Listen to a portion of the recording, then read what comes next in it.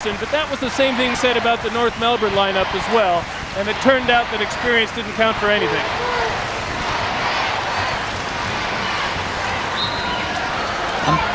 Eddie Crouch gets us away, and Ricky Grace first to take it up for the Wildcats. Mike Ellis, good to see him get over the hamstring injury that bothered him during the week. Pinder to Ellis. Crawford. Grace, he's the danger man. He's not afraid to take it up with him. And Ricky Grace gets the first score.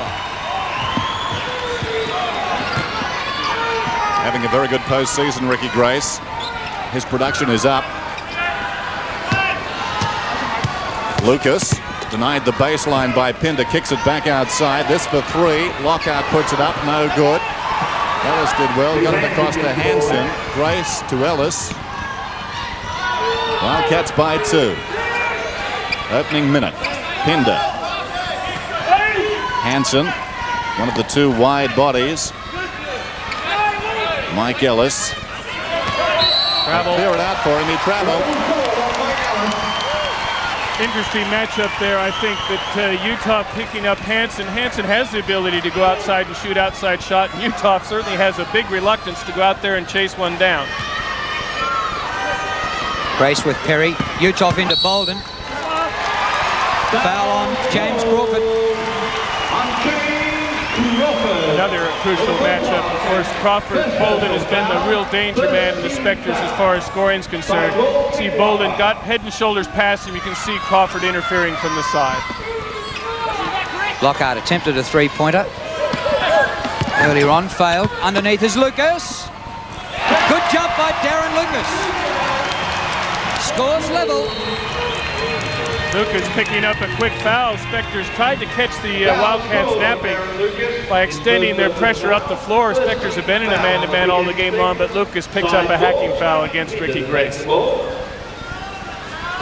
Brian Goodgeon looking on. As Drew said, big night for him. Grace feeding Hanson, aided by the pick from Pinder. Give and go, didn't come off. Back comes Grace. May have influenced that pass a little. Pinder got a hand in there. Hanson to Ellis. Back come the Wildcats.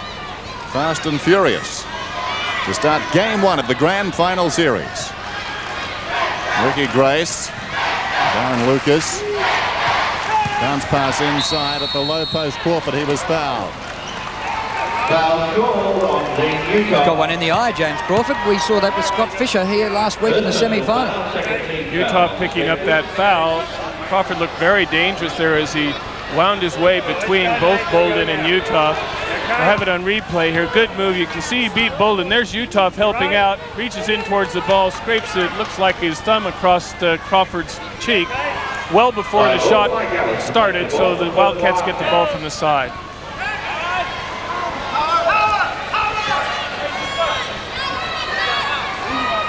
Hanson, he was on the bench last year when the Wildcats won the championship. Played a couple of years state league. Here's Pete Hanson. Tried to hook it back over his head. There's a foul in there. Foul on Mockert. And that's the crucial matchup. Hanson's foot speed against Utah's immobility.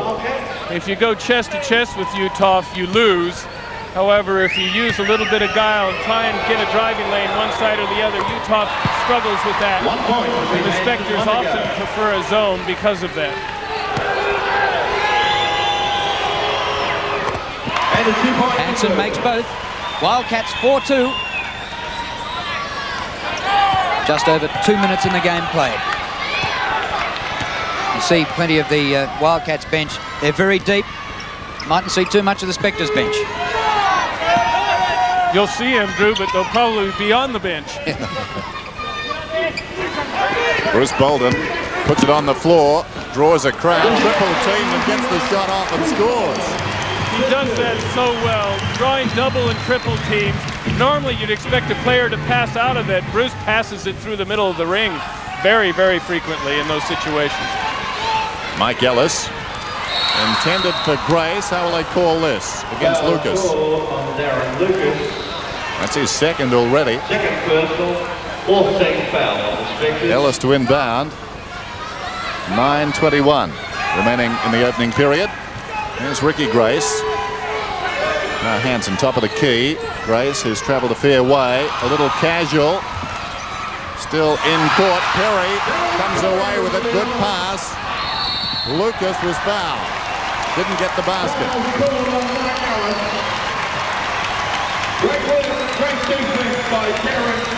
Well, he knew the foul was coming, but I'd say he'd be disappointed he didn't get the score. Certainly waited for the foul. There's the foul. Ellis never establishing position. Lucas will get 2 foul shots. Defense at the other end. The Spectres slipped into his zone and trapped Ricky Grace. Surprised him a little bit as Lockhart came out of him. That led to the turnover where Perry recovered the ball. Well, it was all the Wildcats there. Pinder gets the rebound. 5-4, Spectres lead. 9 minutes remaining in the first quarter. They've left Grace with a mile of space, and they've just said, well, go out there if you like. Here's Ricky Grace from about 4-point range. The zone for the Spectres. Lane back, letting Utah patrol the key area. Hansen, long shot for 2. Crawford, the offensive rebound. Now Grace to set up. Spectres lead by 1. Crawford, that turnaround jumper, no good this time. Pinder mopping up. Real mismatch there. Tiny Pinder just too big for Kent Lockhart on that rebound. Rebounding could be a problem as far as the Spectres are concerned tonight. So much resting on that man who passed the ball out. Being Utah. Bolden underneath where he operates best. Utah, he was fouled by Pinder. Hard to beat him there. And Pinder was not going to give Dean Utah this shot. Watch Utah here. There's the first bump by Pinder. Utah's thrown forward. Pinder really snaps that ball out of his hand. And there's going to be no beg your pardons in the grand final. Utah will have to earn his points from the foul line. A 59% career shooter at the line. He gets the first of them. Averaging 17 points a game, 14 rebounds a game this season. Dean Utah just about on average there. 1 for 2. And Ellis takes it away. It's all tied up at 6 apiece. Pinder stoutly defended. Open is Grace. From long range, no good. Hansen smacks it out to Ellis. Oh, great assist by Ellis to Pinder. Murray Arnold like that because Utah has drawn his second foul. 15 fouls. Just got caught under the basket. Pinder with a target. Great pass in from Ellis. Utah, watch him reach in there. You can see that foul clearly on the wrist. Pinder go to line with 2 foul shots. They're attacking Utah. They've got to have the big man in there from the Spectres' point of view because they go very small when he leaves the floor. Pinder really enjoys playing in the glass house. The Melbourne crowd seems to really fire him up. His rebounding level in particular seems to come up a notch every time he plays at the glass house. Helped in by Hansen. It was a great play by Pete Hansen. Born in Milwaukee, he's really travelled the world. He's played in Spain and Peru, a couple of years in the West Australian State League. What an addition he's been to the Wildcats. Lockhart, way short with that. Crawford, away to Grace. 9-6 the Wildcats lead. Here's Hansen back to Ellis. Grace with Lucas. What a pass. Hansen again. Spectres cannot decide what sort of defense to run against the Wildcats. In fact, they'll call a timeout. They really have looked disorganized, and it would be a worry to coach Brian Gorgian. 11-6 at the Glass House. We'll be back shortly. 10 remaining. Bolden. Lockhart tried to bounce it to Utah, off Hansen. Lockhart's taken 2 outside shots, and I don't think they've got above the level of the ring, so that's just going to make Perth tighten up even closer around the basket to interfere with Utah and Bolden's free passage. Bolden with Crawford. Lucas. Couple of top shots by Darren Lucas. Wildcats lead by 3. This is Ricky Grace.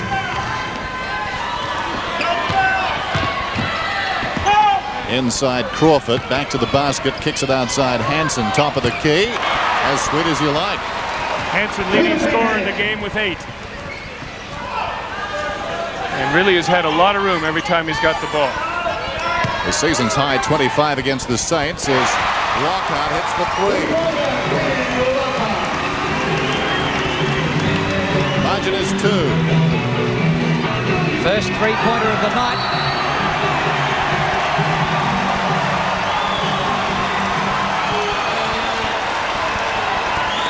Well, Tiny Pinder and Ken Locker walking up the court chest to chest.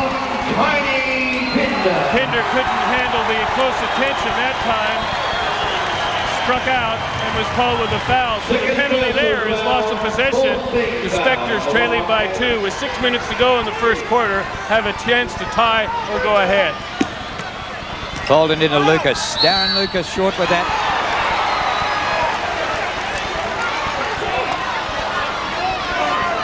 And he'll go to the line, Darren Lucas. Foul called on Ricky Grace. First personal foul. Grace's first foul that time came after the shot. I think the referee is determined. And we've got another timeout at the Glass House. 6 minutes to go in the first quarter. The Perth Wildcats lead. Through the first quarter, 13-11 the Wildcats lead.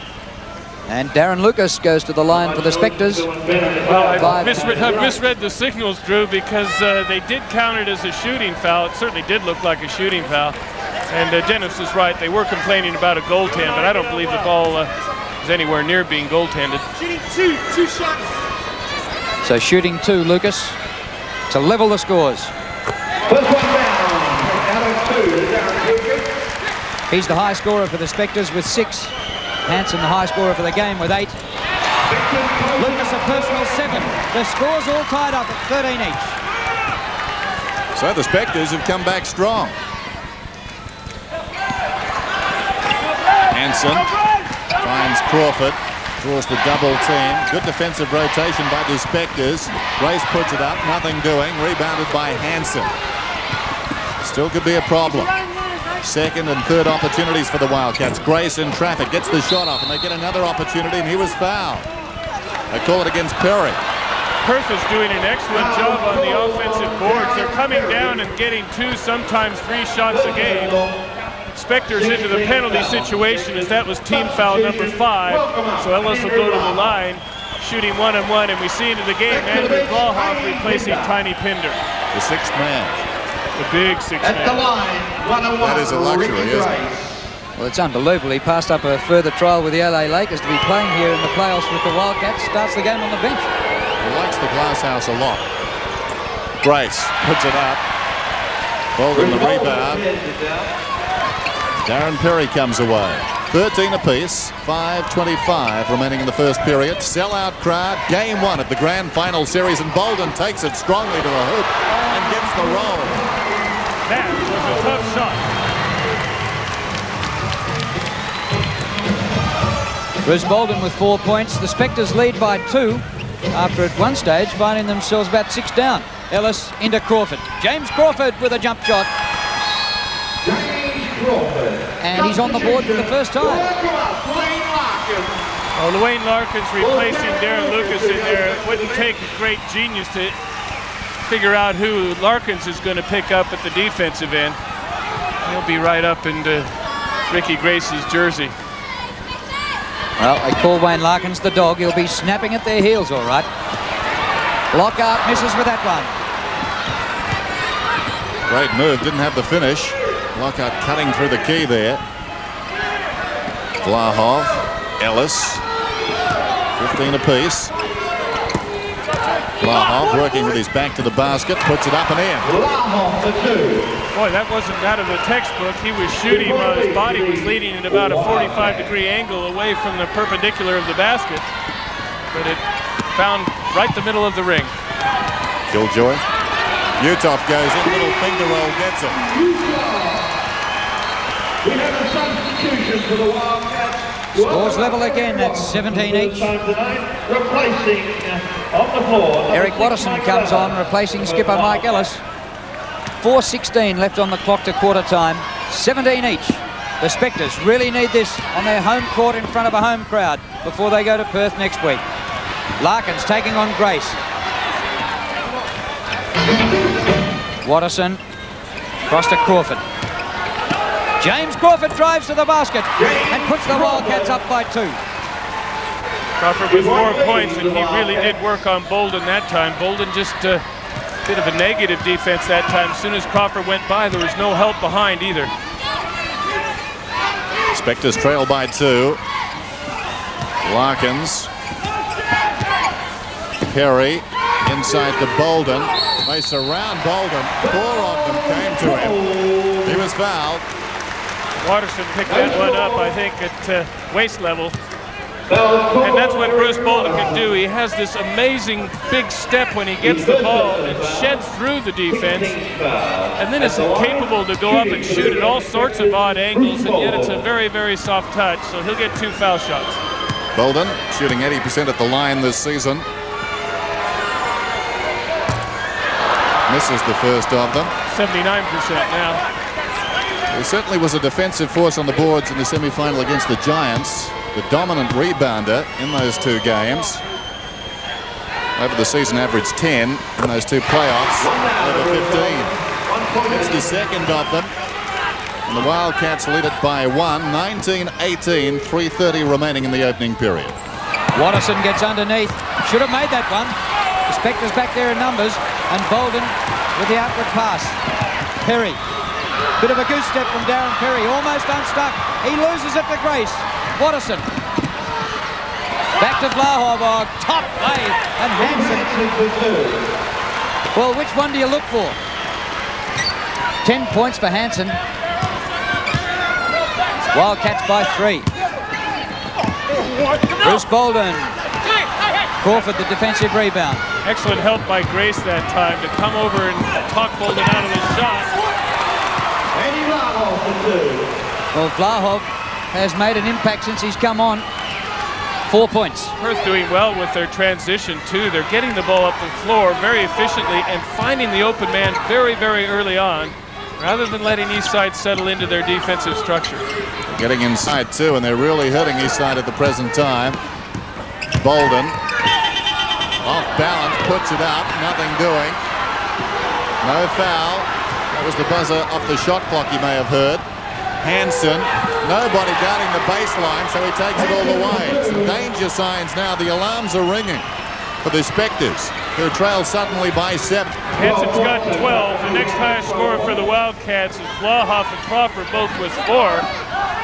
We talked earlier about a fast start for the Wildcats. They're getting it. Perry, no good. Utah strong, puts it on the floor, was fouled. They'll call it against Vlahoff, reaching in from behind. Very dangerous for Dean Utah getting a rebound that close to the basket, trying to dribble. When you're 6'10", there's no point in putting the ball on the floor when you're that close, because that's where everybody else lives. Long way to bounce. You need these foul shots because the Spectres have lost their way, and Perth has been very dynamic at the offensive end. Well, these have to go for the Spectres. They got away with a poor percentage from the free throw line in the semi against North Melbourne. 1:54 remaining in the first quarter. 25-19, Wildcats by 6. Crawford inside, looking for Hansen. Comes back to Crawford, somewhat luckily. Grace for 3. Ricky Grace.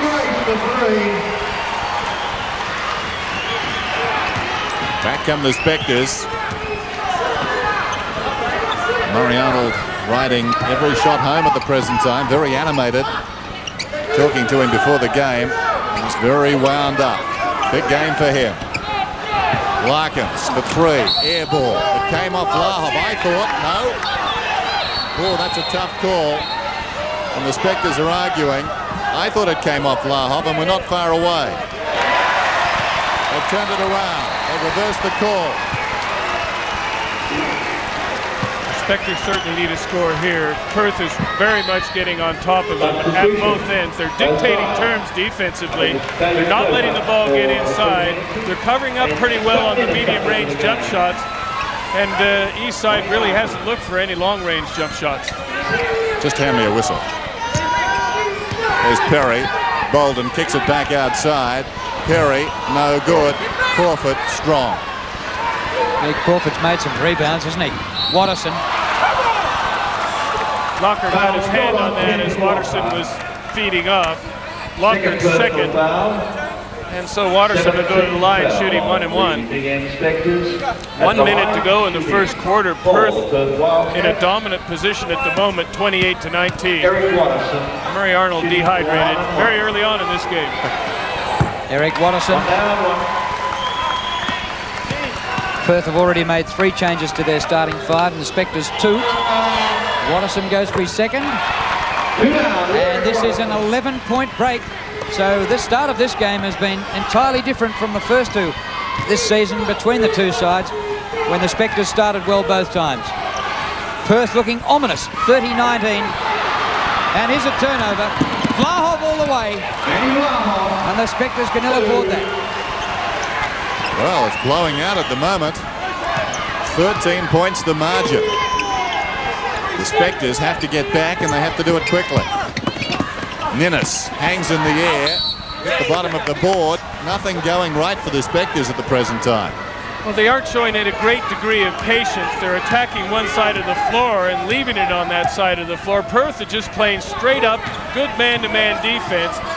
You've got to swing the ball from side to side to punish them when they help out from behind. Just underlining that point, I think we've heard the shot clock buzzer go just once. The Eastside on offense, and the shot was already up. There's the buzzer. So we're down inside 10. There's 11 seconds on the game clock, and they'll call it against Ninnis. So they were sucked in right there. They ran the clock down, then they got the foul. That's as you draw it up. It's really picture-perfect stuff. Well-drilled team. They did exactly what they wanted to do, and the Spectres are really back on their heels at the moment. They're trying to find some way to dictate terms, but in every category, Perth is there first. Well, Bill, the score was level at 17 each. So since then, it's been 15-2 for the Wildcats. It really reminds me of the staggers they went into in the third quarter when they were leading Perth comfortably in game 1, and they just stopped offensively. And once you feel that in your opposition, when you've stopped them offensively, that really does generate some good offense for your opposition. Confidence level goes right up. Grace has 7 points, and the margin is 15. 10 seconds remaining in the first quarter. Spectres desperately need a score. Uncharacteristic high score for Perth. Bolden, he'll take 2. He doesn't get 2. And that is quarter time. And the champions looking awesome. Look at Murray Arnold and the Wildcats bench there. What a finish to that quarter. The Wildcats. Progress when you're not controlling the glass. And for the Spectres, they're just going to have to not try and get this lead back all in 2 minutes. They're just going to have to prepare themselves to chip away and take advantage of every mistake that they can induce Perth into making. Grace inbounding. Now Vlahov close on the court. That combination didn't play in week 16. And Eastside won by 3. Watterson is open, takes the shot and hits for 2. Foot on the line. Eastside should take a book out of what Perth is doing, attacking one side, swinging it back the other. Watterson open for an 18-foot jump shot, virtually unguarded. Lockhart. Perry. Now Lucas decides on a shot for 3. Air ball well short. And Vlahov was strong and then was fouled. Lucas has got 3 now. Well, that was frustration. That was a poor 3-point attempt. Oh, it fell at least a foot short in the first place, and Lucas probably isn't the guy that you would normally want to go to from 3-point line to bail you out of trouble. And that's what I'm saying. The Spectres have to be cool in this situation if they have any chance to get back. Ricky Grace. That doesn't go. And a foul on Lockhart. And again, another rebounding situation. And the Spectres are making no influence at all on the rebounds. Uthoff's not there. He can't get his hands on the ball. And there's Grace with the prime rebound position inside of his man. Lockhart has 3 fouls. 36-19. Think back about 15 minutes ago, and the atmosphere was great here. It's like somebody pricked the balloon.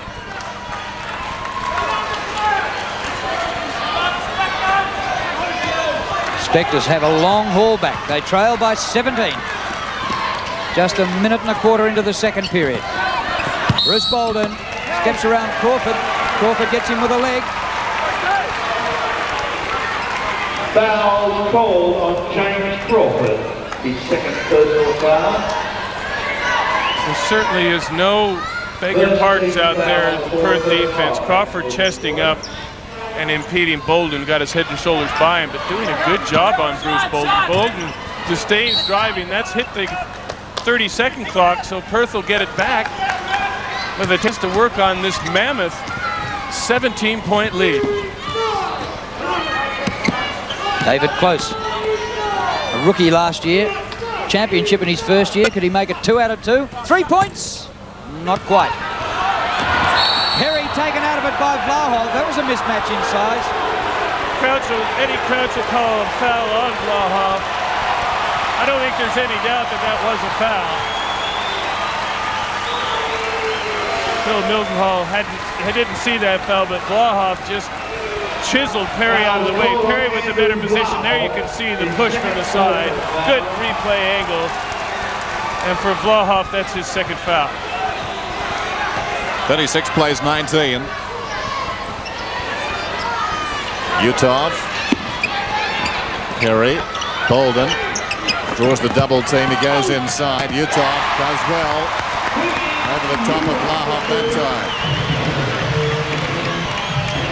Utah was 6. The leading scorer for the Spectres is Lucas with 7, while Hansen has 12 for the Perth Wildcats, but they shared their scoring amongst 7 different people. Crawford through the double team. Close is open. Goes for 3 and hits. Well, if he gets hot, that could well be good night. 39-21. That was the player that Brian Gorgian was worried about, because when they won, Close wasn't there, and they can't sag off on Close. He's such a good three-point shooter. Bolden, fall-away jumper, no good. No one under the hoop. Race comes away with it, goes coast to coast, and is fouled strongly. Got the basket and will go to the line. So this is blowing out. 13 foul. Did he get the basket? Ken Lockhart back to the bench. I think so. No, don't think he got it. Did he miss? Ball bounced out, but Bolden certainly bounced Grace to the floor on that. Perhaps the Spectres have to do that. They have to stiffen their resolve, but gee whiz, they have to make a bigger impact on the boards. They should be sending all 5 players to the boards at the defensive end. They can't afford Perth to come down and get shot, get the rebound, get another shot, get the rebound, because Perth's just too good a team to be giving him second and third shots. Now, Ricky Grace shot 81% at the line in the regular season. He's down to 53 in the playoffs, and he's missed the first. He must be a nervous big game player, as he showed last year, I know. Well, his points are up from 22 to 25 and a half in the playoffs. So far at the line, hasn't been all that convincing. Gets 1 of 2. Well, it's not for a lack of concentration. I don't think I've ever seen a player study that ring more intensely when he gets the ball in his hand from the 15-foot charity stripe. Perry for 3. At last, something goes for the Spectres. Perry's first three-pointer. The Spectres have only hit 2. The Wildcats have also hit 2 3-pointers. James Crawford gets it 2. It's 42-24. Bruce Bolden, you can't guard James Crawford that far behind. Bolden inside draws the foul on Crawford. So he gets back. Crawford with 3 fouls. But gee, James Crawford from 18 foot in is really automatic. You can't allow him to receive the ball when you're 2 or 3 feet away from him, because it's impossible to block his shot when he goes straight up. Crawford 3 fouls. He sits down. Hansen back in.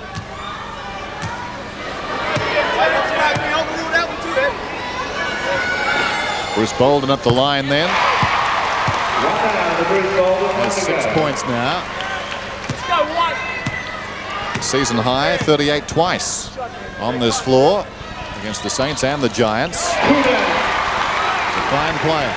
Makes them both. And the margin is 16. Here's Watterson working against Perry. Perry denied him the baseline. Playing the low post is Ricky Grace, and they call it against Grace. Offensive foul. That's his second. Look at it inside here. Harry lines him up, Lucas lines him up. He's certainly there. We can't see the point of contact. Looked to be in Lucas's chest. Perhaps Grace just turned a little bit blindly that time. Lucas was playing him pretty stiffly on the floor. Perry tries another three. Utah gets inside and is fouled, but can't buy it close again. Fouls him down there near the floor. That big Dean, you can't carry it in and make a three-point play, so he'll go to the line with 2 foul shots.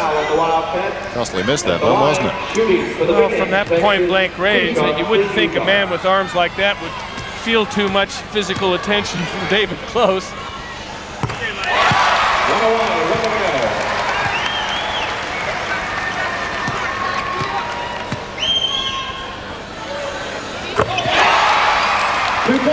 Utah now with 8 becomes the leading scorer for the Spectres. Lucas has 7 and Bolden has 7. Spectres have scored 7 points to 2 in somewhat of a comeback here. Good move by Grace. Toying with Ricky Grace. Sweet left-hand shot. Murray Arnold, first season. Fancy taking over a championship team. How do you improve on that? I think he's done that. You teach him how to play defense, and there's no doubt that Perth is the best defensive team in the league.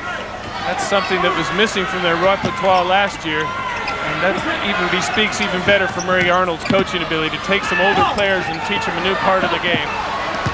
Flahoff the rebound. Grace a quick outlet to Close, but he went without it. Steal by Perry. Lucas.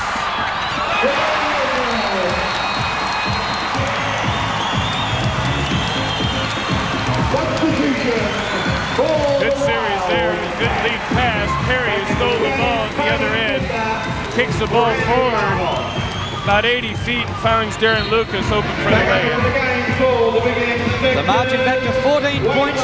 It had been 19. Hansen back in the ball game and Pinder back in the ball game. Hansen got 12 points very early on, virtually in the first 6 minutes of the game, to really put Eastside back on its keister. Grace. Nice pass outside to Hansen, and they call it against Hansen. Down went Utah. Hansen picks up his first foul. Look at here, Utah not concentrating on the ball this time, just working for position. He got there, good angle there in the replay of the charge. Well, before Utah's picked up his fouls by reaching in, trying to slap the ball away. That time he just concentrated body to body. So the Spectres working back into this. Perry, Utah, this man Larkins, Bolden and Lucas on the floor for Eastside. Pinder, Watterson, Hansen, Ellis and Grace for the reigning champs. Bolden, low post, again that crowd. They came from everywhere. Eventually it comes out to Lucas. Shot clock is down to 9. Bolden back to the basket. Hansen is there waiting for him, and they call it this time against Bolden. Well, they're red hot tonight on the offensive plays. Well, Bruce Bolden probably feels a little bit hard done. He got mugged pretty well the first time he had the ball. That time, I think that he just went overboard a little bit. He tried to force it. He was angry. He thought he was fouled the first time he got the ball. And when it wasn't called, he tried to make something out of nothing, although he's done that pretty well the last half of the season. Both teams with 3 of their guards on. Hansen off the glass. It counts. I think that foul's on Bolden as well. Yep. That's his third. Hansen, leading scorer in the game, with 14. He just moves towards the basket. Ricky Grace and the guards keep their eye on Hansen. Breaks by the defense and getting lane after lane. Bolden late coming across. Well, Pete Hansen is proving a very damaging player. 15 points already and 5 rebounds as well. So he's leading their scoring and their rebounding. Pete Hansen, first year in the NBL. Utah misses. Hansen another rebound. Ricky Grace, margin 17 again. Ellis hit the backboard. Well, the Spectres can't take a trick rebounding. I mean, that time it didn't even come off the backboard of the ring. It came off the side of the backboard, and it still bounces free to Perth. Race right across to Ellis. Watterson. Utah gets a rebound, important for the Spectres. Midway through the second quarter, 17 the margin. Wildcats leading.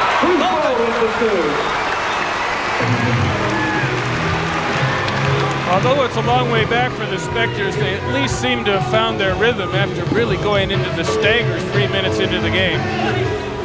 Well, they're holding their own now, the margin as it was at quarter time. Watterson goes all the way. They stayed off him. Should have made the basket. Didn't. Utah the rebound to Bolden. He'll need to go it alone. Puts it up. No good. They let them play. Pinder couldn't control it. Fall away jumper by Perry. No good. Slapped away by Hanson. Almost a chance for Committee and Morpeth. Well, the referees are letting it go. Could have been a charge on Bruce Bolden. That was a scary play from the Spectres' point of view, as we have a timeout suspecting the coaches want to settle the teams down.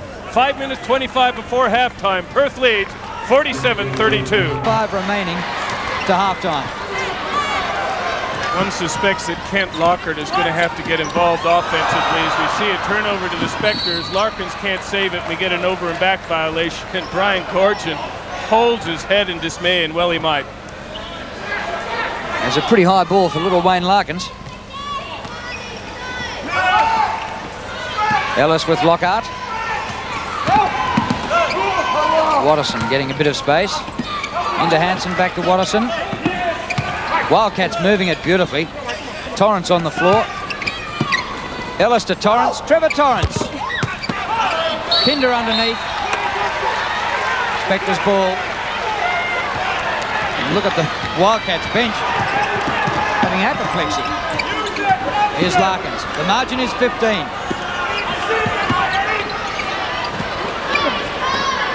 Bolden will have a shot. And as the ball was in flight, the crowd was shouting, Bruce, Bruce, Bruce. Well, he certainly measured that one. So the margin is back to 13 points now. Wildcats lead. It's been very impressive tonight so far.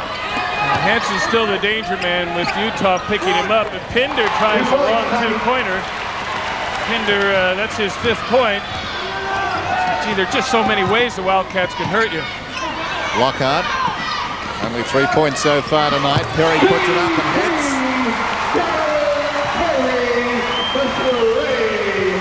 Perry for 3 then.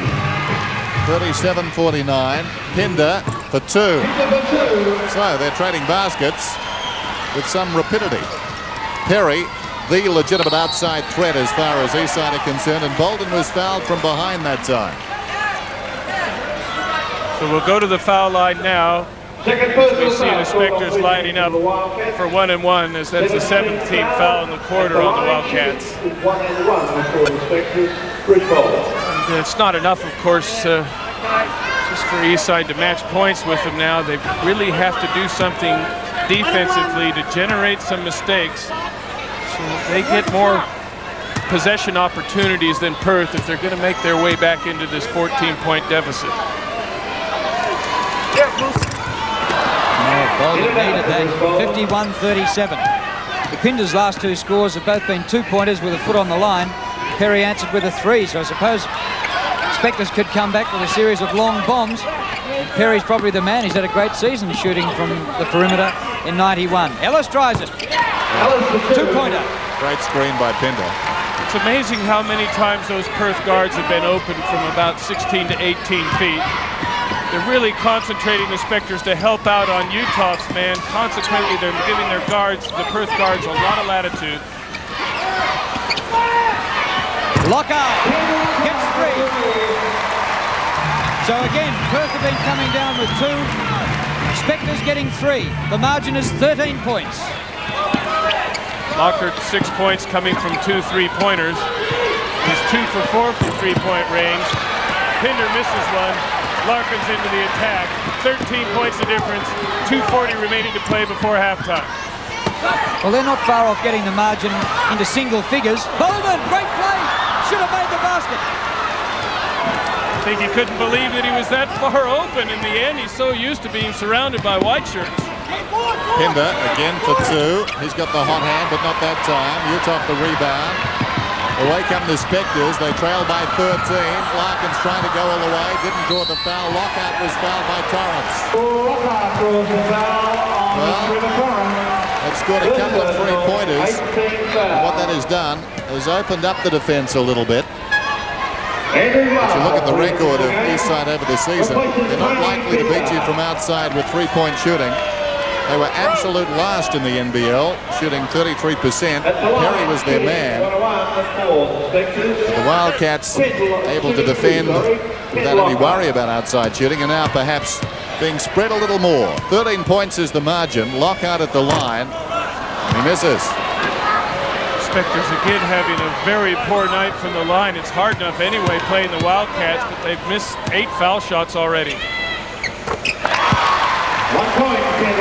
That's the second of them. They shot 79% on the season. You know the rules. Margin back to 12 points. It had been 15 at quarter time and 19 time at the Glass House. Game 1 of the 1991 NBL Grand Final. The teams which finished first and second at the end of the regular season.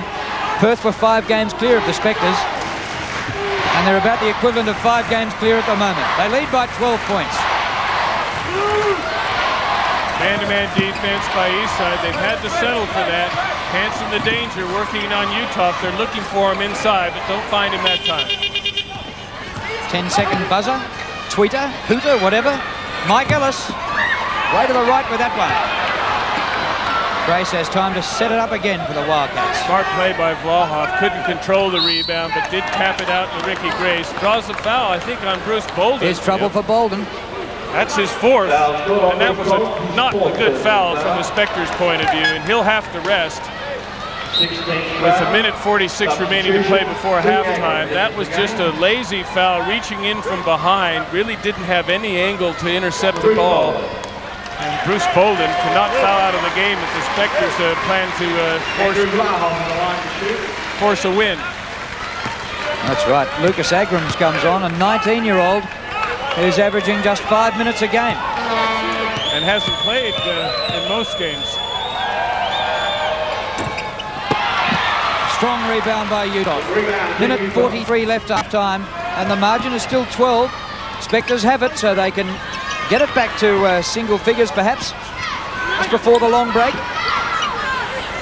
Really will be up, I think, the Lockhart to take the offense under control in this situation with Bolden out. That's Lockhart with a 3, barely hits the ring. Utah grabs the rebound. I think he might have pushed off, actually, in order to get the rebound. That's not spotted, and the foul's whistled against Hanson. His 3rd. Ricky Grace goes back to the bench. Bolden has 4 fouls, and the rebounding, well, the Wildcats have been superb. Hanson's been a scorer. He's also had 6 rebounds. Grace has had 5 rebounds.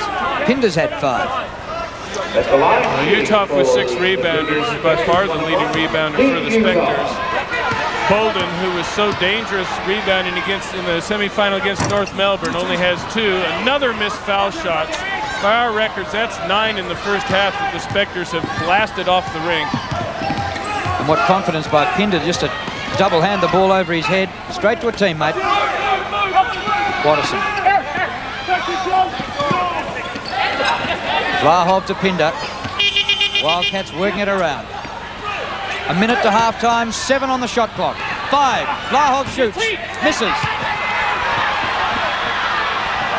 Larkins barking like a dog, but Ellis has it for the Wildcats. Utah had a foot over the baseline. Good hustle by the big man, though. He really did jet out trying to intercept that ball and nearly saved it. 48 seconds remaining, 53-41, Wildcats in front. Mike Ellis then. 20 seconds on the shot clock. Game clock is now down to 37 seconds. Ellis, top of the key. Watterson inside the 10-second marker. No good, but Pinder gets the rebound and scores. Well, it's been happening all night. Ellis put the shot up. Pinder was there. Strong rebound, 55-41. So the Spectres will play for the last shot of the half. Just worry about the game clock. It's down to 12 seconds now. Agrams feeds Perry, who goes inside to Utah. Larkins tries a three. Perth with all the rebounders. Blahov, Watterson. 1 second left. Have a shot. Not a bad effort. Half-time. 55-41 at half. Bolden, 4 fouls. Well, that hurts a lot. 6 turnovers, a relatively mistake-free game. But 41 points means that their shooting percentage must be very, very ordinary. And we saw them miss 9 foul shots in the first half. That doesn't help either in a game where your opposition is playing so well.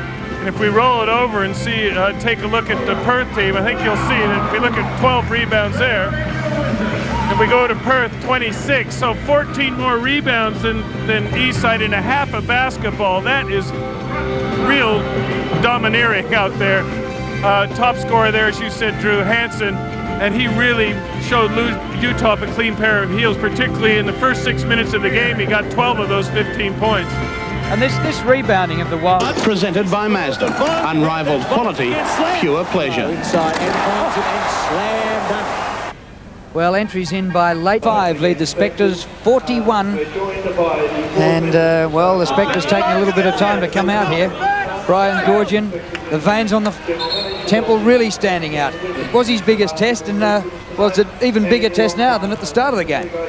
Well, we said we thought the pressure might be on Perth at the start of the game, but certainly the way that Eastside played, they looked like they had assumed all the mantle of the pressure cooker, and Perth played very coolly, very efficiently in the early moments of the game to really take the command about 5 minutes into the game.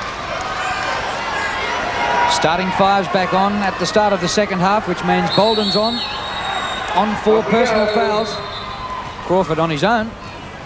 And Billy Mildenhall's going to throw it up again. Bruce Bolden knew something, because he certainly didn't jump after that one. Crawford wins it anyway, even with Bolden getting up.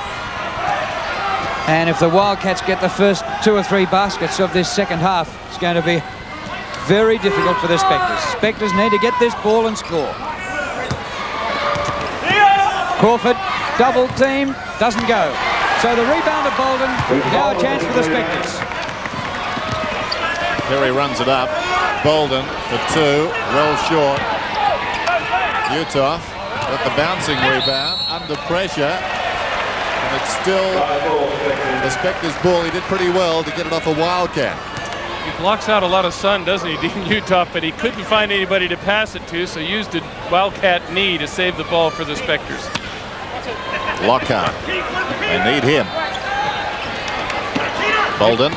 Interesting to see if Bruce Bolden pulls outside. He hasn't been able to shake free inside. He's a good 15-foot to 18-foot shooter, and that's where he is at the moment. Fall away jumper from Bolden. Looked in, then dropped out. Grace. 2-on-2 opportunity. Ellis gets the basket. Great generalship too by Ricky Grace. Now margin back to 16. Unnoticed in that was Pete Hansen was the reason that rebound eventually came out to Perth, because he bodied up on Utah and would not move. Bolden underneath, loses it. And it's with that man Ricky Grace again. Across to Ellis. Pinder on the baseline, a bit too strong for Hansen. And Utah got it to Perry. He has Lucas left.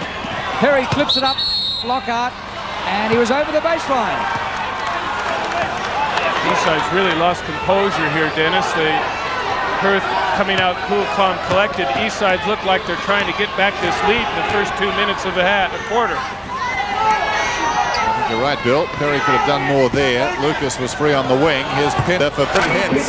Just what the Spectres did not want. The bench all smiles. Bruce Bolden was 6 feet off Tiny Pinder. And if they're going to generate any sort of comeback, their defense has to be chest to chest. Locker can't get back. Again, rebounders. The only rebounder in there for the Spectres was their guard, Darren Perry, and the penalty at the other end. The margin now is 21 points, 62-41. If Brian Gorgian wants to talk about it, there's plenty to chew over.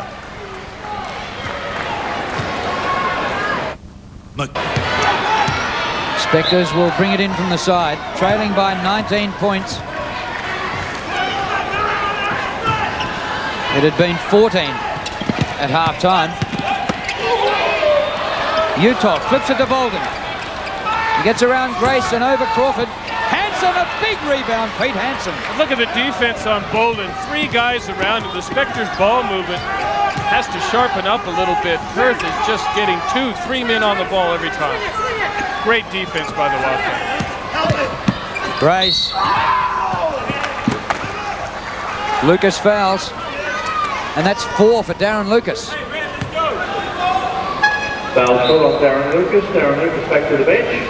Wayne Larkins back up in the game for the big Spectres. Game is poised on being a massive blowout. Eastside needs to get some respect in this game. If they can't win it, they certainly need to make it closer, get some signs in the second half to generate a degree of confidence going to game 2 in Perth. And we haven't seen any sign of it since halftime, that's for sure. 22 points is the biggest margin in the game. And 23 is even bigger. 64-41. Here's Perry then. 9-10 remaining in the third period. Utah draws the double team. Goes inside. Bolden does well off the glass. Well, that was a point you made there. Utah drew the double team and found the man Bolden one-on-one. That's what they'll have to do, is punish Perth when they double and triple team. Ricky Grace in the corner. Works it out front. Mike Ellis. Look away pass. Hanson. Didn't go in. It comes off Larkins.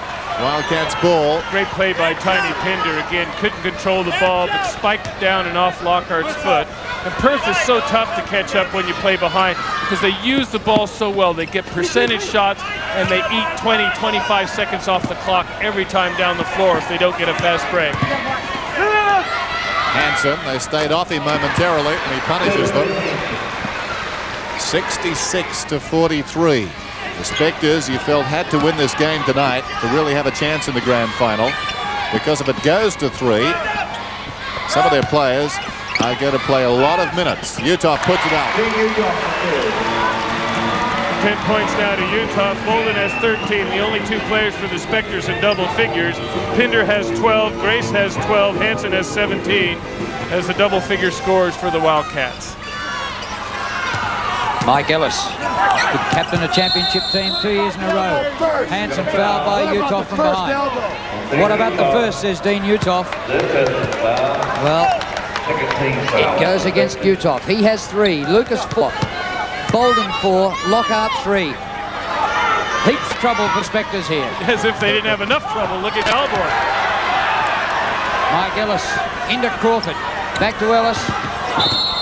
And Larkins has hit the floor hard and hurt his shoulder, but he's fouled at the same time doing it.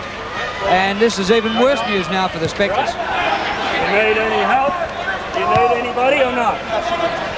No, you won't.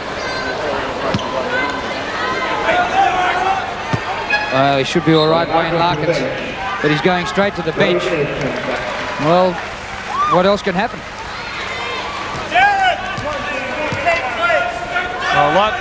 A lot more can happen, Drew, but from the Spectres' point of view, it looks like it could be all bad. Oh, Grace. He just drew the whole team towards him. Hanson probably should have made that one. He's been making everything else. Spectres ball. Hanson 17 points and 7 rebounds. Leads in scoring and rebounding. Lockhart, 7 points so far in the game. This is Perry, goes inside Bolden, crashes into Crawford. They call it against Crawford. Well, that was a close one as Crawford's picked up his 4th foul. Bolden certainly was moving before it even caught the ball, it seemed to me. Whether Crawford had lined him up in a position, we're a long ways away from it. Don't have the value of a replay on that one. Lockhart kicks it outside. Here's Perry. Bolden.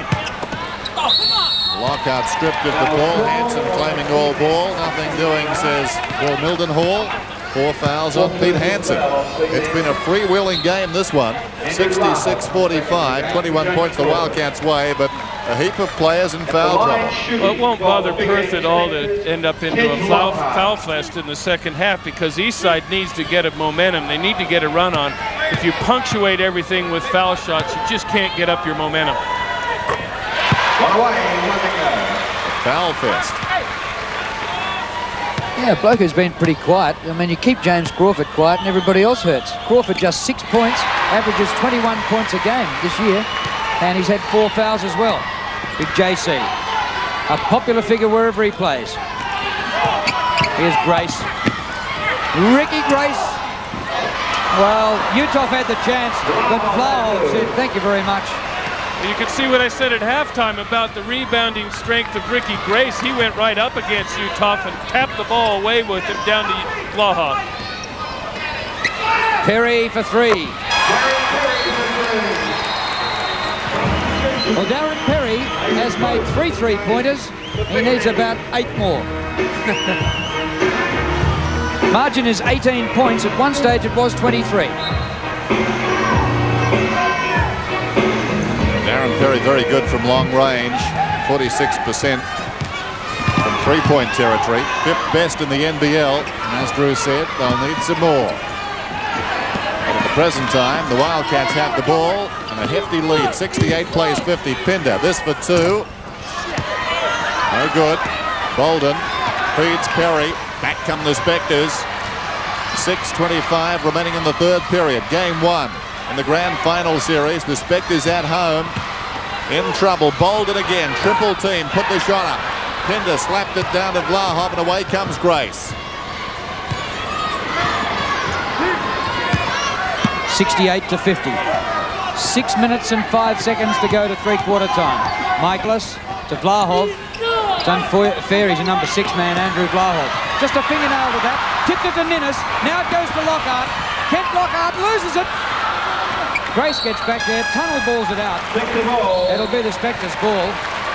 Boy, Lockhart made hard work out of that as he goes to the bench and is replaced by Darren Lucas. It was a great save by Scott Ninnis to save the ball, flip it behind the back to Lockhart. Lockhart was playing a bit of soccer out there.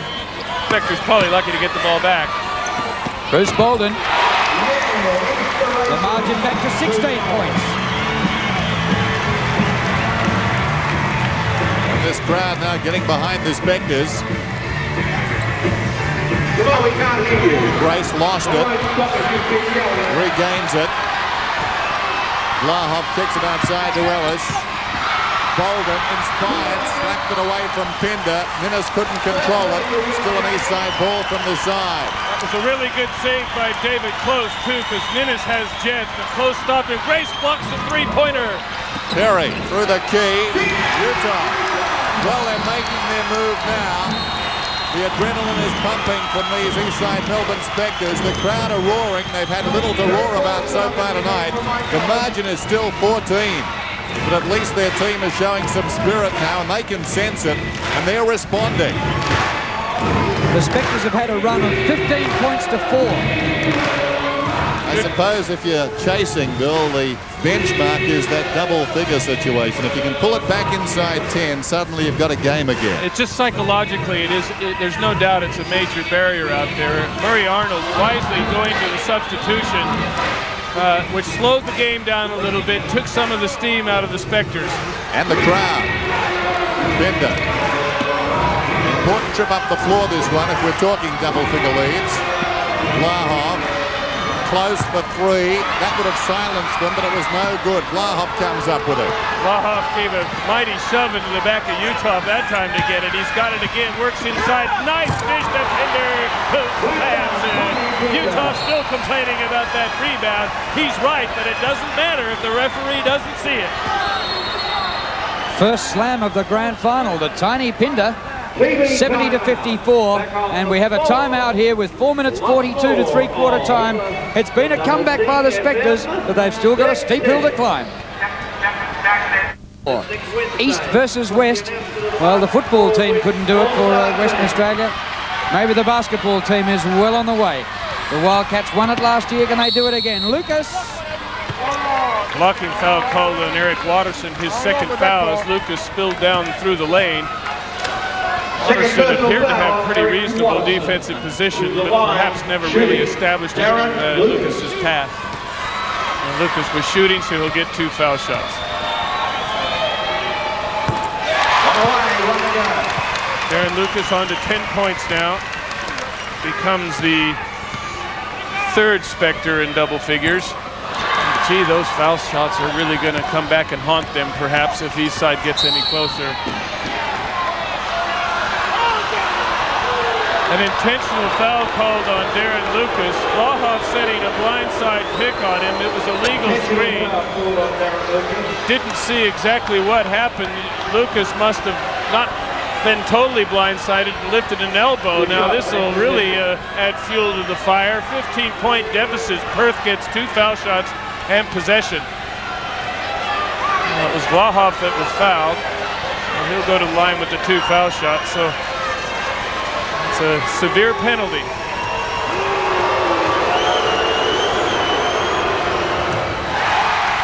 Slightly less severe now. Blahoff way short on that.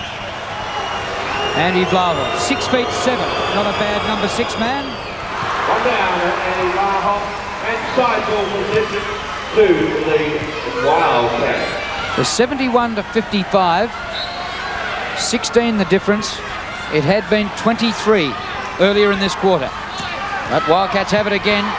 Perry working hard on Watterson. Spectres need a couple of stops here. Crawford, that falls short, fell down to Utah. He was surprised by it. Into the open court, Ninnis. Lucas reverse lay-in. Well, it was a great run up by Ninnis, and what a hook shot by Lucas. 71 plays 57 inside the last 4 minutes of the 3rd period. Here's Blahoff. Now James Crawford. Inside 10 seconds on the shot clock. Down to 4. Crawford makes the basket. Big basket, too. James Crawford, he gets that elevation. Just has a beautiful sight at the ring because he's looking over everybody's head. 8 points to Crawford. Certainly quiet by his standards so far. Lucas kicks it outside to Perry. And it came off Grace, did it? No. Just wide of the mark. And it's a Wildcat ball. Lucas picking up Blahoff. A real size mismatch on that one. The margin was 15 points at quarter time, 14 at halftime, at 16 now. Here's Blahoff, turnaround jumper off the glass, no good.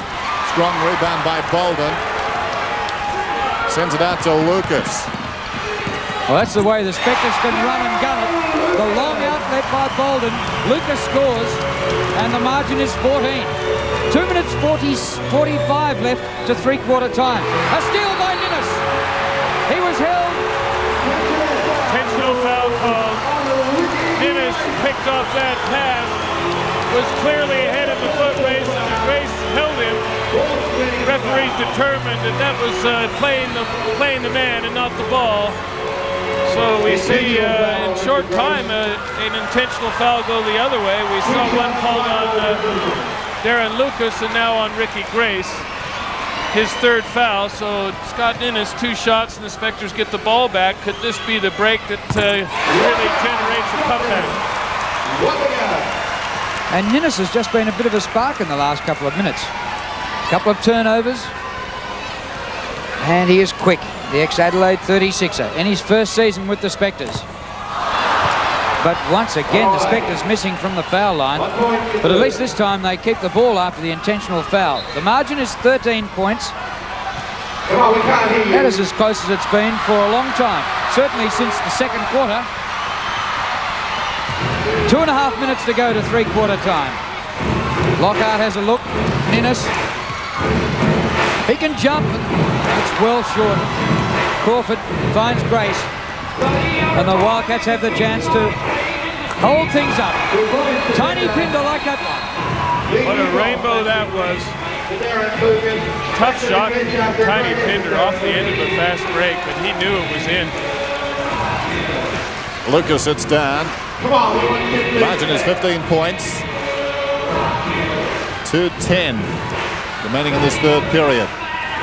Lockhart at the low post. Utah working with Pinder. Watterson came across on the assist. Utah goes after his own shot.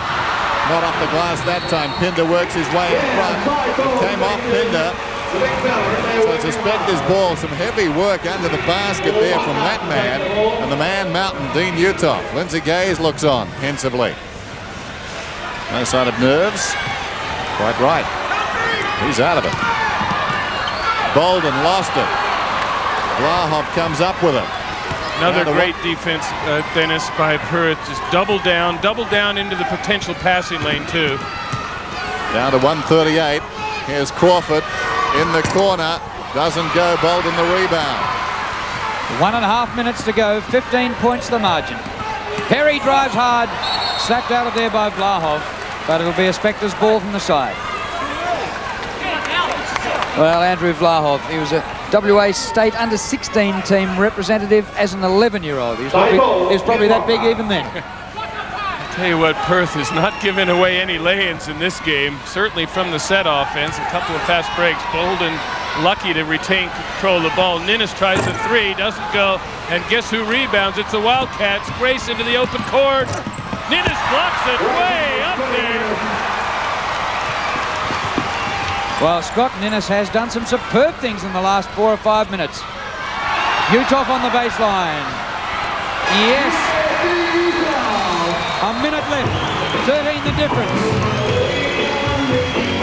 Gee, they're putting out a lot of work, the Spectres, and they, without much result, really, when you look at that margin, just stays balanced around that 13 to 15 point mark.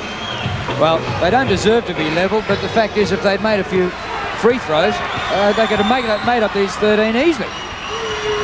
So we're down to 50 seconds remaining in the period. The Spectres will get the ball back. Grace thought about putting it up early, didn't. Here's Vlahov, double team, fall away jumper was fouled. Lockhart got him. 4th foul on Lockhart. So Lockhart has 4, Bolden has 4, Lucas 5, Utah 3. That's almost the starting 5. If it goes down to a close finish or perhaps even extra time, I know which bench should be backing. Wayne Larkins looks a bit sick and sorry for himself, holding his shoulder, or just below his shoulder on the sidelines. He doesn't look like a player who might be coming back into this game. That really reduces the Spectres' rotation basically to 1 off the bench. Vlahov gets the second of them. Clock frozen on 39.4 seconds. So the Wildcats now will get the ball back, depending on what Eastside do here. Will they put it up quickly? No, they go for the structured offense as Lockhart settles. Bolden puts it on the floor in traffic, tried to feed Utah. Knocked away by Watterson. They call it against Watterson, I fancy. Eric Watterson, the foul. Again, the Utah in there. Ball at waist level. Utah hold that ball up above his head. One would feel that Eric Watterson wouldn't have much of a chance to get a hand on it. Utah to the line for it must look a long way away from the basket now when the Spectres wander to the foul line. They haven't done much to engender confidence. 1 down, 1 to go. Dean Utah now 15 points, level with Bolden as the Spectres' top scorer. Margin is 13. Still 13 as another free throw misses. We have 20 seconds left to 3/4 time. It's just under the 3/4 time record ever done by teams coming from behind. You wonder whether it could ever be done in a grand final against the best defensive team in the league. Watterson out to Torrance. Hasn't had many minutes, Trevor Torrance. Vlahov tries to tip it in, doesn't go. Pinder makes it. And that is 3/4 time with the margin 15 points. The Spectres will need to break that record in the last quarter to win. Wildcats lead 78 to the Spectres 63. 78 to 63, the Wildcats lead. And they'll take a big step toward winning back-to-back championships if they can win here tonight, because next week they go to Perth to play on Friday night and, if required, a Game 3 on the Sunday.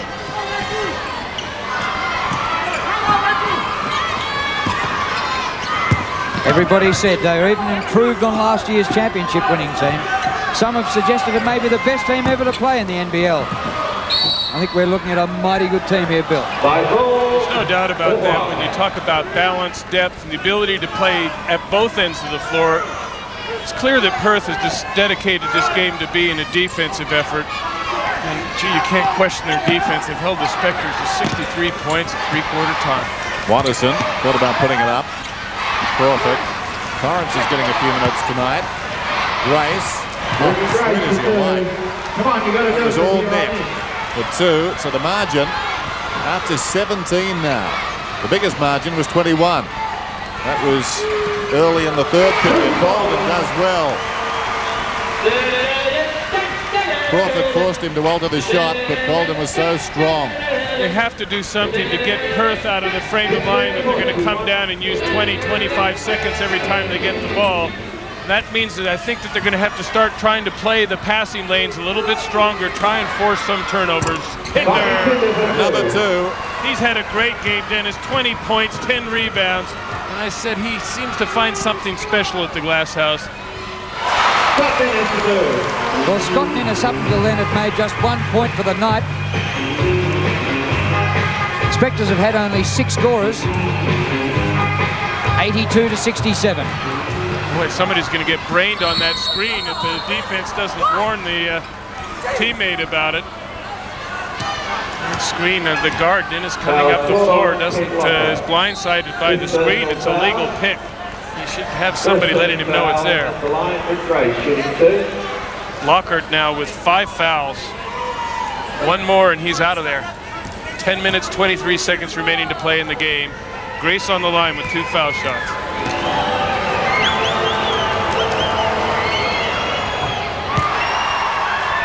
Now, let it go. Just when they needed a good start, it's Perth that started well.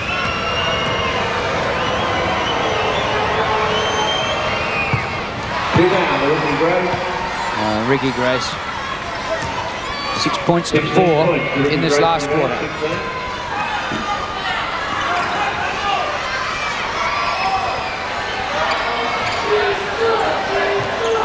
Well, Perry hasn't been the 3-point threat tonight.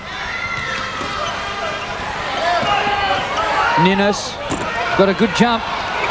Torrance gets that. Out ball comes from Grace to Ellis. And back to Ricky Grace. James Crawford, quiet on the scoreboard. And he threw that to somebody in the crowd. I think he threw it at Billy Mildenhall, actually. Billy Mildenhall said, hey, I can't play for you. You don't need any help anyway. That's what happened, Bill. Billy moved quickly and he saw him. He came from where Grace was standing and he thought it was Grace making a move. Well, the Spectres, that last shot by Scott Ninnis, and he came down. Every shot contested, no freebies out there. Kent Locker reeled in effectively. There's another turnover. Bolden tries to chase it down. But when efficiency is needed, the Wildcats are the team that are efficient.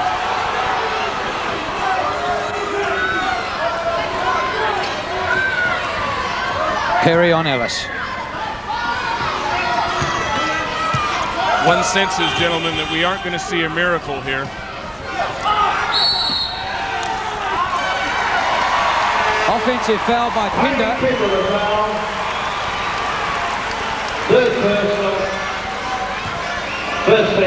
Tiny has 3 fouls. Crawford and Hansen in the foul trouble for the Wildcats with 4 each. But for the Spectres, Lucas and Lockhart have 5 each. Lucas, but the whistle had gone before the shot. Holding foul on Torrance as Lockhart cut through the key. Torrance extended the arm and impeded him. Second team foul on the Wildcats. 9:11 remaining to play in the game. 17 points the difference. And they'll need some divine intervention to get out of this one, the Spectres. Bolden a fumble. Grace takes it away from him. And the Spectres just cannot afford that. If this keeps up, it'll be a massacre. Charging foul by Grace. And that's 4 fouls for Ricky Grace. Well, certainly Darren Lucas is hustling. He's forced the last 2 fouls against Pinder and then Grace. Here's Bolden, goes inside. Lucas spinning, put it up. Got his own rebound, gets the basket, it scores, and he was fouled.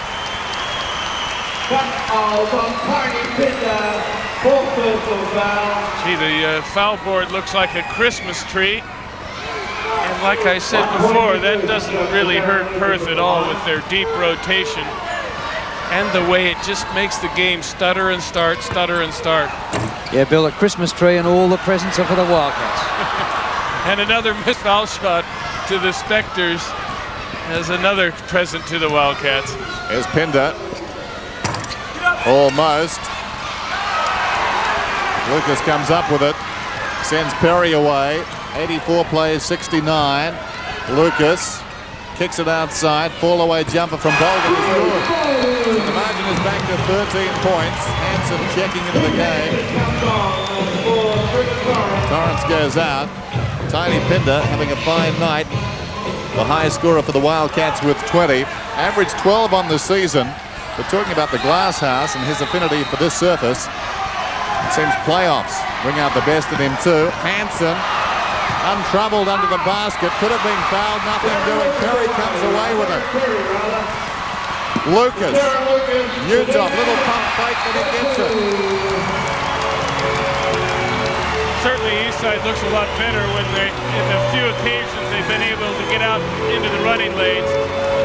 And they really are making a point, I think, with Locker and Lucas, that when that rebound's there, they're both running to spots in the lanes to create that fast break attack. I think we've got a timeout, but we might wait a little bit. There it is. It's called on the Perth Wildcats. 8 minutes remaining to play in the game. The Wildcats lead the Spectres 84-73. 15 points at three-quarter time. And skipped out to about 19. Now it's back to 11. 8 minutes and 1 second remaining. Wildcats have it. Murray Arnold doesn't look any too relaxed there. We were saying during the break that Perth really has outplayed the Spectres all over the place, and it is surprising to see the margin only 11, given also that the number of foul shots that Eastside has missed. Hansen back out to Ellis. Here's Grace. Oh, that's tough. Isn't that sweet? That's tough. They needed a basket, stabilized thing. Ricky Grace said, I'll do it, and did. A Dallas dart from Ricky Grace. 86-73. Perry's given up the three-point attempts. But look at how long it takes Eastside to get into into a danger position. They ran 10 seconds off the clock. Admittedly, they scored, but the clock's nearly as much an enemy as is the point differential. Lucas now with 18. The margin back to 11. Ellis saw a big basket by the Wildcat skipper. Here's Lucas. Comes back to Perry. 88-75. Under 7 minutes left in the grand final, game one. Lockhart misses. Utah gets after it. Good sprint by the big fella. Going against Lahab, I think. No, against Grace. And that's his fifth. Well, he's the playmaker. If he were to go, it would put a different complexion on this game. Yes, Eric Watterson would come in, a very experienced point guard himself. Unlikely to get flustered into this situation. Nice cushion, 13 points. Utah misses. They battle after it. Lucas comes up with it, puts the shot up, deflected by Hansen, taken by Crawford, and Vlahov feeds it out to Ellis, and they settle. 6:30 remaining in the game. 88 plays 75. Vlahov found space under the basket. Fine assist coming in from Grace. Suddenly it's out to 15 again, as it was at quarter time, as it was at three-quarter time. Big three-pointer from Bolden. Bruce Bolden not getting much percentage inside against the Perth wall. Very good outside shooter. A little bit more difficult for the wall to surround him when he's 20 feet away from the basket. Ellis replies with his own three. Well, Eastside's just not getting the stops they need. It's one thing to come down and score 3 points yourself. They've got to stop Perth from scoring, and they've got to make Perth's shots come a little bit earlier. Can't allow Perth to run off 25 seconds every time they get the ball. Utah can't get that one, but Perry cleans it up. Tries a three-pointer, no, and Crawford alone. Now Mike Ellis brings it up. 93 to 78, 15 the margin. You can just see how Perth are so good at using that clock. There was a chance there. They just took their time, nearly threw the ball away, but setting it up. That's 15 seconds off the clock. Shot comes with 20 seconds off the clock. Ricky Grace hits it. Well, when Ellis comes up and makes three, and then Grace hits a three about 20 seconds later, that kills you when you've made a bit of a comeback. Time and time again this year, Dennis, it has been Grace that has answered the call every time his team's threatened. The general takes on the mantle of responsibility out there and does it time and time again. Well, they're shooting long bombs from all over the place at both ends of the court. But unfortunately for the Spectres, they're not getting any closer. They trail by 15. Well, they can't trade baskets, that's for sure. And Ricky's going better than the doctor this afternoon at Caulfield. Here's Ellis. Takes it back outside three-point range. Goes inside, low post Vlahov. Well done by Bolden, slapped it away. Still a Wildcat ball. 96 plays 81. Clock is down to 11. That's the shot clock. Game clock showing 4:38. Vlahov. Ellis. Hansen needs to put it up here. Was fouled as he shot. Utah made contact. 4 fouls now for Dean Utah. Well, you couldn't ask for anything better, Dennis. They ran out 25 seconds off the clock. We heard the 10-second hooter. Hansen shoots, is fouled, goes to the foul line for 2 foul shots, so that they're milking the clock and getting percentage shots as well. We saw Hansen have a diabolical stretch from the foul line when Perth was making the run back at Eastside in their second game of the year that Perth dropped. He's been much more accurate. The same can't be said from the Spectres from the charity stripe. Very disconsolate looking bench for the Spectres. Agrams hasn't had much time, probably less than about a minute. All the nightmares for the Spectres have come true. They say that they can't run their half-court stuff very well. They have over the last 8 weeks or so. But against the Wildcats, that half-court offense has looked very shaky. Well, we'll look back on this game and say it was decided in the last 3 or 4 minutes of the first quarter when the Wildcats ran on 17 points to 2 to break a 17-all deadlock and lead by 15 at quarter time. Some aggro setting in here. Seemed to be all one way. I think that Ricky Grace might be good at talking out of the corner of his mouth. A ventriloquist. It looked to me like Larkins was reacting to something said. We've got a timeout as the team settled down. A huge margin, one would have to say an impossible margin for the Eastside Spectres now. They trail to the Perth Wildcats 96 to 83.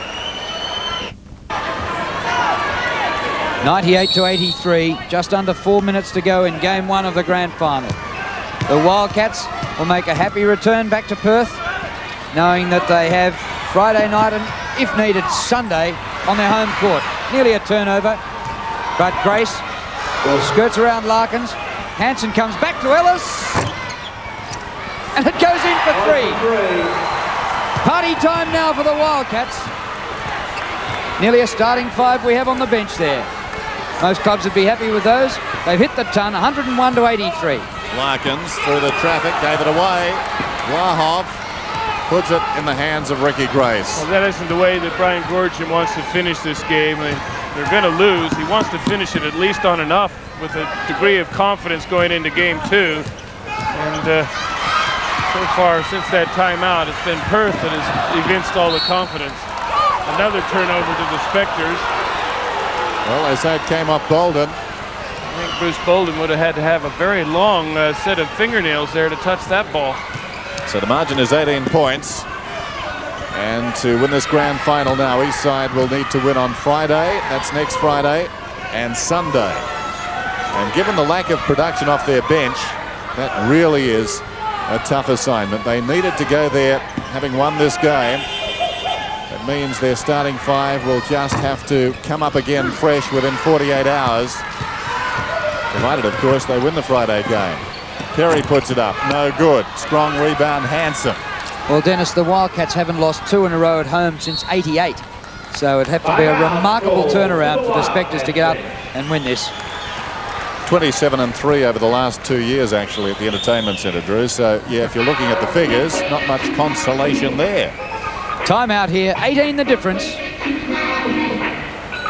It certainly doesn't appear that the Spectres will go into that game with a great deal of confidence either, because in spite of their missed foul shots, you really have to say Perth seemed to do it whenever they needed to do it. Eastside had leaked back in and get a little bit close, get down to 11 points, and Perth had sort of flex its muscles and jet away by whatever margin they seemed to want to. What about the absence of Tony Ronaldson, who's in the United States on a scholarship? He'd be handy for them, wouldn't he? Although there's no doubt that you've got to rest your front line occasionally, and Ronaldson not only was a good rest for Utah for Bolden, but he also could score into double figures and had the ability to pull outside. I mean, the Spectres really need to hit some outside shots. Otherwise, that concrete wall inside just is not going to move. Bolden needs a little bit of room to operate. Normally, he gets some. He can beat double and triple teams, not against the Wildcats, because they come in, plant down their roots, and they stay, and Bolden just can't get through them. Well, they've dominated the boards, the Wildcats. Not surprising when you look at the all-time lists, of course. Crawford, the all-time leader in rebounds in the NBL, and Pinder is third. The man that splits them is Mark Davis. Just over 2 minutes left in game one. Ellis fires it up to Vlahov, who takes a bash to the jaw from Utah, but makes it anyway. That was a real tired defense that time from the Spectres. Feet weren't moving very well. Vlahov first, it was wide open. The Spectres were trying to play in the passing lane. Utah not very close to the ball on that one. And Vlahov now with 14 points, and the muscle from the Wildcats has been evident in this game. Oh, gee whiz, look at that margin. 21 points, 2 minutes and 5 seconds to go. The Spectres are still trying, but that's symptomatic of the night's effort, I think. The wall says you shall not pass. Under 2 minutes left. When they first met in Perth this year, the Spectres were held to 80. Tonight they've made just 83. And you're never going to win too many games. Whoa. And Utah has decided to play a bit of football here. Utah taking his 6th foul. Perhaps trying to make a point. If he was trying to make a point, I think it was missed. Tired foul from Utah. Played most of the minutes of this game, and as you said before, Dennis, that's where they're missing another player that they can rotate into the front line. Give a couple of quick gasps for breath. Ellis will go to the line shooting 1-and-1. 60, or rather 76% career shooter at the line is Mike Ellis. Tony Pinder, 20 points, 10 rebounds tonight. Hansen, 19-9. Grace, 21-6. Vlahov, 15-7. So it goes. Most imposing figures. They've dominated the boards tonight. Bolden, very ambitious. Vlahov the rebound. We're down to 1:25 remaining in game one of the grand final series.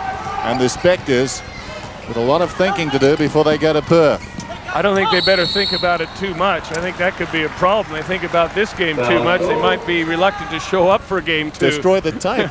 I think they just have to pretend that this game didn't exist and come out and stay with the battle plan that's worked for them as they've won their last 7 in a row.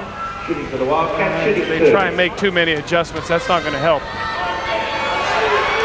Well, as Brian Gourgian said, they went to war in the semi-finals against North Melbourne.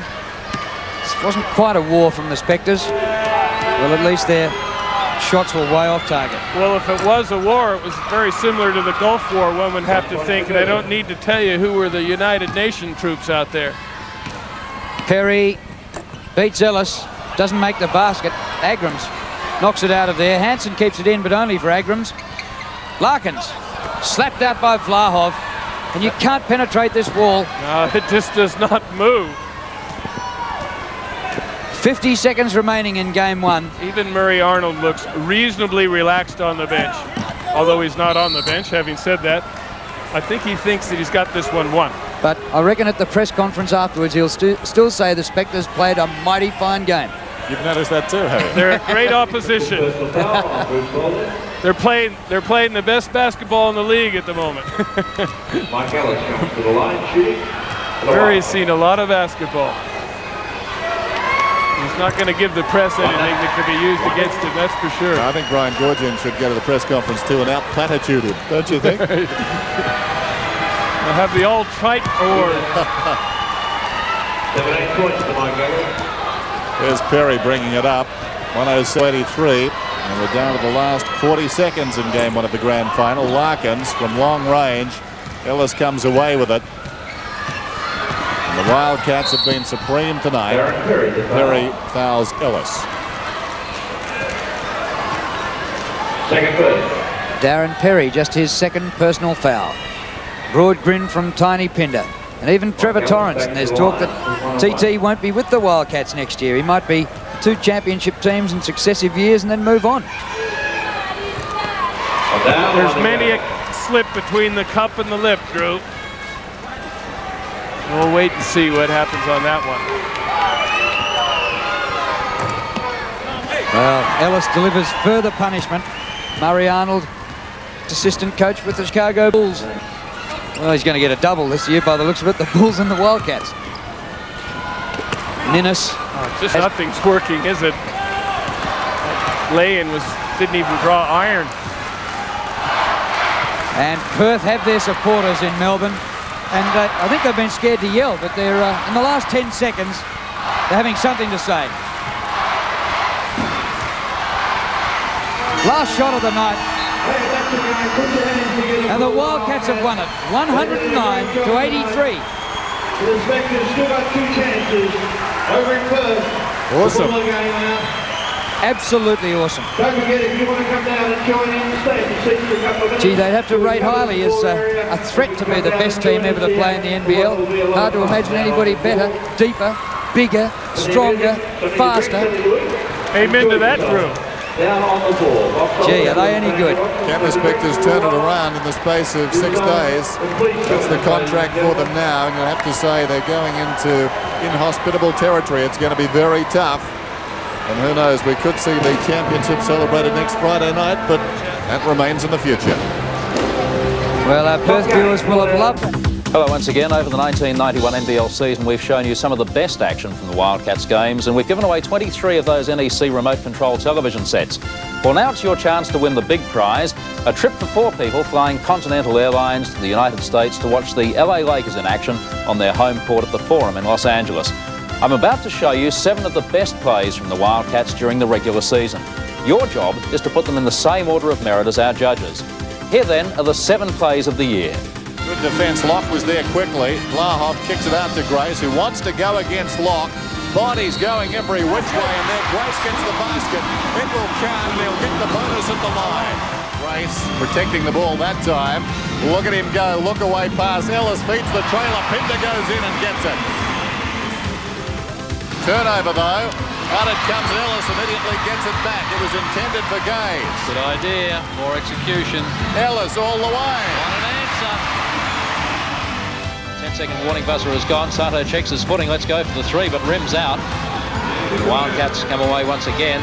Oh, nice work. Great basket, Wildcats. In the end, he picked up the bound, but wouldn't drop for him. Ricky Grace. Oh, finds a way through the lane. That is brilliant. Magnificent basket. Corcoran with an air ball. You won't be happy with that. 11 out of 12 last weekend with 3-pointers. Oh, great vision by Vlahov. Got it to Hansen, who was... Oh, will they count that one? That's inspirational stuff. If you talk to Hansen, he'll tell you he does that all the time at practice. Time Simmons dribbled around and ended up with a shot. Grace, penetration and dish. Good passing. Grace the ball off to Crawford. We've got a ball game.